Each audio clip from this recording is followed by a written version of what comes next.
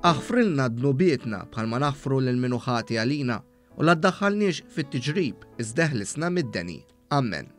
Din hija silta mit-talba li tingħat ħafna, it-talba tal-missierna, iżda bħalissa għaddejja diskussjoni dwar tibdil fil-kliem la ddaħħalniex fit-tiġrib.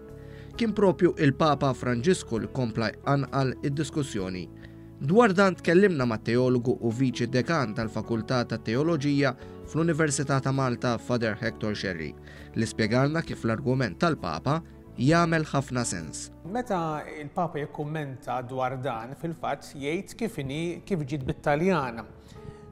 Non abbandonarci alla tentazzjoni, ġifieri titlaqniex, tabbandunanix meta nkunu ttentati. Issa Allu missier.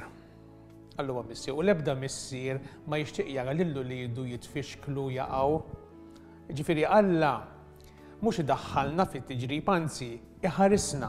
Fl-intervista li saret fil-kurja tal-Arċisqof, Father Hector Sherry spjegalna li t-tibdil tal-kliem fit-talba tal-missierna diġà seħħ fl-iskrittura u anke f'pajjiżi bħall-Italja u fi Franza.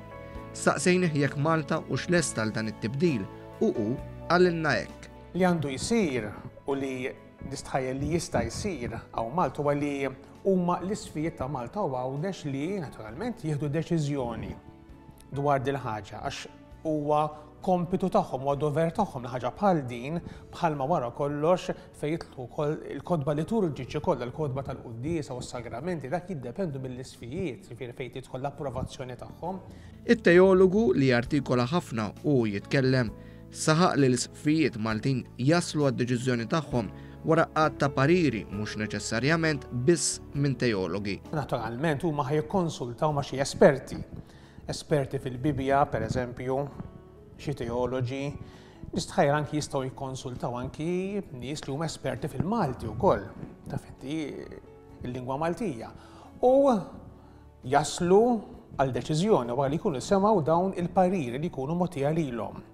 Ma setax jonqos li nsaqsuh il-mistoqsija ewlenija li ma kliem qed jiġu propost biex flok la ddaħħalniex fit-tiġrib jintqal kliem ieħor adattat. Possibilità jiena nista' nsemmi, possibilità. Tħallinix naqgħu fit-tentazzjoni pereżempju, imma hemm modi oħrajn kif tista' tingħad ħarisna billi nitfixklu. Ma dan l-istazzjon Father Hector Sherry spjega li għal kontrarju ta' dak li jingħad minn bosta, il-Knisja tibqa' taġġorna ma' żminijiet u tkun lesta tibdel biex tkun f'sintonija mal-lingwaġġ tal-lum. Hawnhekk ta' eżempju ċar bħal meta nbidel il-kliem fil-kredu tal-Apostli fejn flok bqajna ngħidu Kristu niżel mill-limbu, illum ngħidu Kristu niżel mill-imwiet.